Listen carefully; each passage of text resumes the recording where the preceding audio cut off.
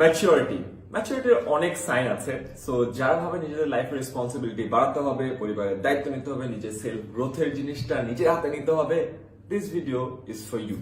আর যারা ভাই ম্যাচুরিটি করে কি লাভ, ফালতু টপিক বাদ দে, তাদের জন্য এটা না।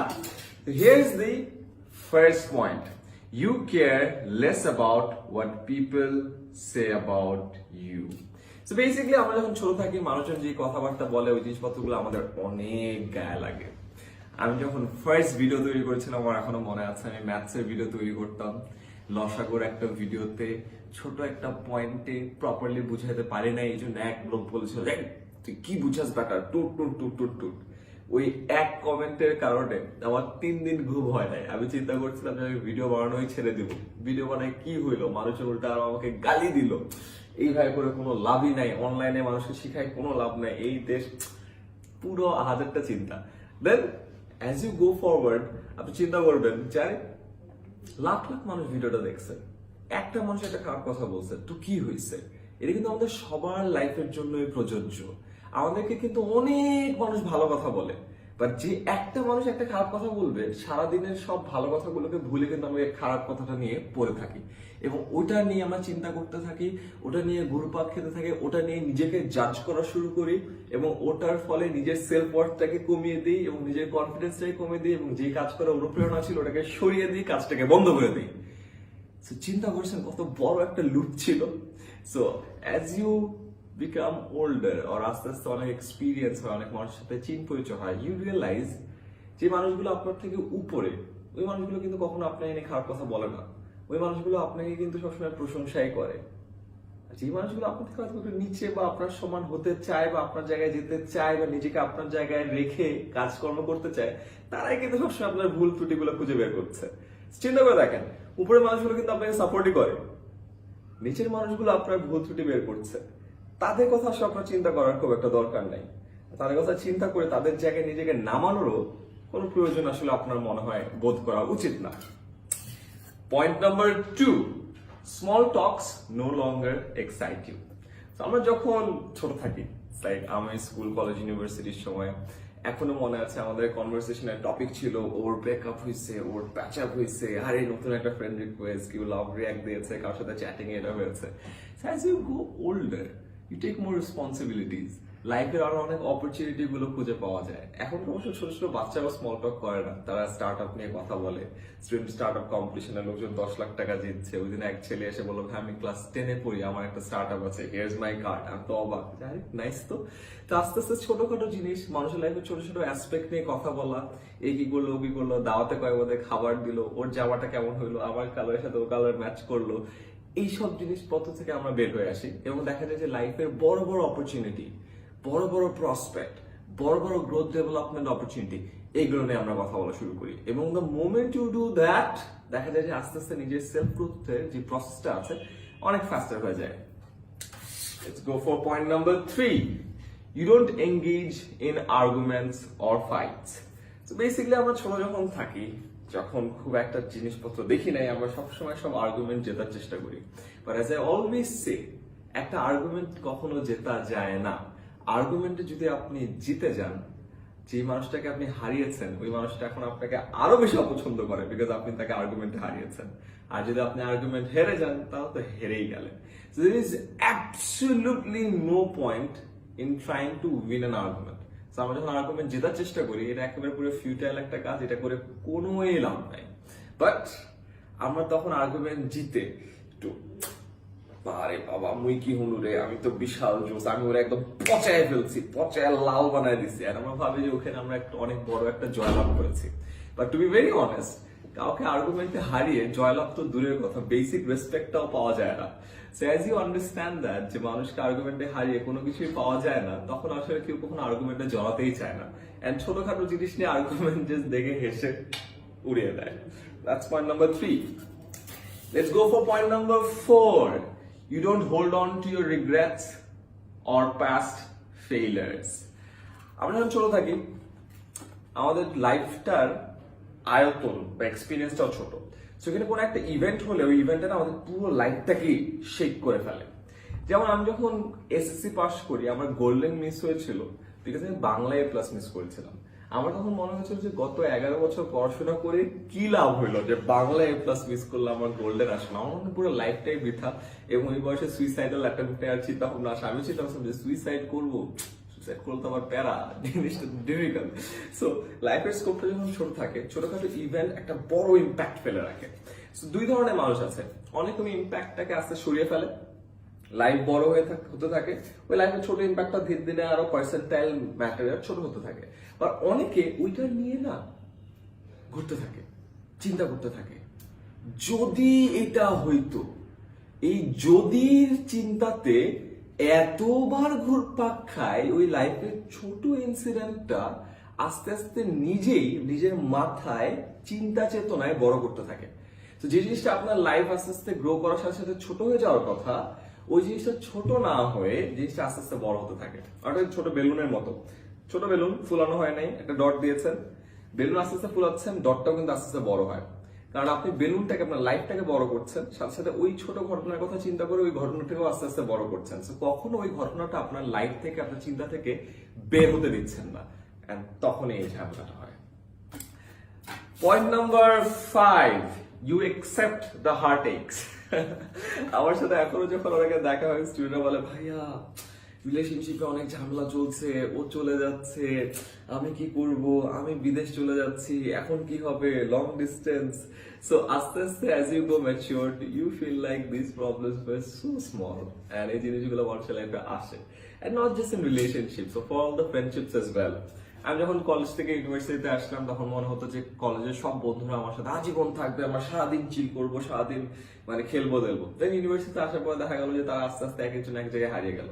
ইউনিভার্সিটিতে মনে হলো এখন তো আমরা অনেক ম্যাচিউর হয়েছি, ইউনিভার্সিটি থেকে পাশ করার পর চাকরি বাকরি যে যেখানেই করি না কেন, সবসময় আমরা চিল করবো, দেখা করবো, হ্যাং আউট করবো, একসাথে ফুটবল খেলবো।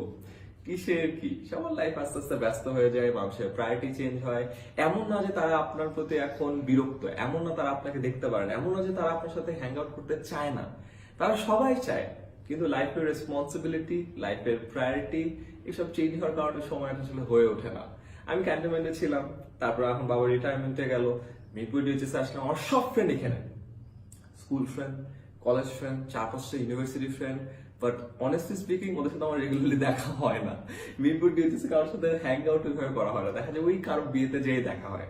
এতে আসলে রাগ হওয়ার কিছু নাই, ইটস অ্যাবসলিউটলি অলরাইট। লাইফ যখন প্রোগ্রেস করে, মানুষের লাইফের প্রায়োরিটি চেঞ্জ হয়ে যায়, এন্ড এটার ফলে অনেক কিছু আস্তে আস্তে চেঞ্জ হয়ে যায়, লাইফ সাইকেলটা চেঞ্জ হয়ে যায়। সেই জিনিসগুলো অ্যাকসেপ্ট করে নেওয়া যত ফাস্টার হয়, ততই better. And it's absolutely all right, by the way. That's how life should proceed. Point number 6, you don't judge easily. আমরা অনেক ফাস্ট মানুষকে জাজ করি।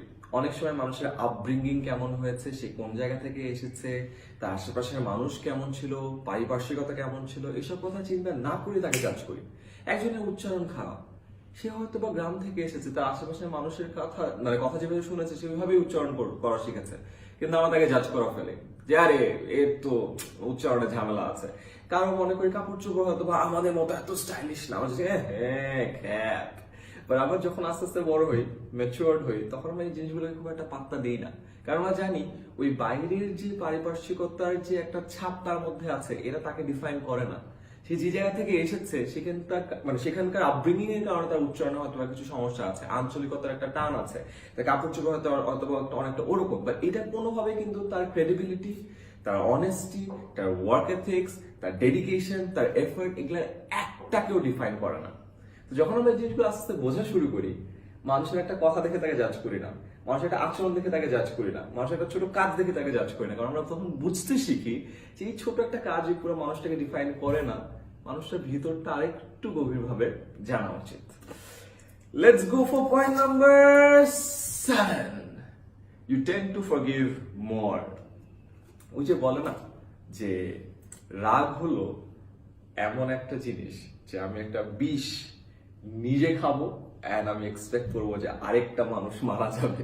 তো রাগটা অনেকটা এরকমই, কার উপর রেগে আছি, আমি ওই রাগটা ধরে রাখছি, ওর কিন্তু কোনো ক্ষতি হচ্ছেই না, বরং আমি প্রতিনিয়ত কষ্ট পাচ্ছি।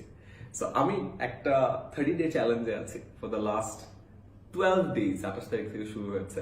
সো এর মধ্যে আমি প্ল্যান করছি আমি কারোর উপর রাখবো না, রাগলো চুপচাপ মাথা ঠান্ডা করবো, কাউকে কিছু বলবো না। সো ফার আমার কামনেস বেড়ে গেছে, আমি এখন অনেকটা শান্তিতে আছি, আমার লাইফে স্ট্রেস কমে গেছে, হ্যাপিনেস বেড়ে গেছে। That's so good. Try this for the next 30 days। কারোর উপর রাগলেও একটু চিন্তা করেন যে কেন এই কাজটা করেছে, এমপ্যাথাইজ করেন তার সাথে, তার জায়গায় নিজেকে রেখে চিন্তা করেন যাচ্ছে ও মনে হয় এই কারণে কাজটা করেছে, এন্ড না রেখে একটা স্মাইল দিয়ে চলে আসেন। কি হবে? ও তো আমার সাথে খারাপ কাজ করলো, ওয়েল রাগেও তো ওর কোনো ক্ষতি হচ্ছে না ভাই, উল্টা আপনি আপনাকেই প্যারা দিচ্ছেন, আপনারই স্ট্রেস বাড়াচ্ছেন। ট্রাই টু ডু দ্যাট, দেখবেন লাইফের স্ট্রেস অনেক কমে যাচ্ছে। Point number 8, you are open to new ideas. আমরা যখন ফেসবুক খুলি তখন দেখবো যে কারো কোনো একটা মতবাদ থাকলে বা কোনো একটা মতামত থাকলে ওইটা যদি কোনোভাবে আমার মতামতের সাথে না মিলে করে যায় একে বলি তুই শালা এটা তুই, মানে আমরা গালি গালাজ করে নিজের বংশ পরিচয় উপস্থাপন করে দেশের অবস্থা খারাপ করে মানে একটা অবস্থা তৈরি করি তা বলাই যায় না। এবং এটা আপনি যে কোনো ফেসবুক পেজের পাবলিক পোস্টের কমেন্টে গেলেই দেখবেন।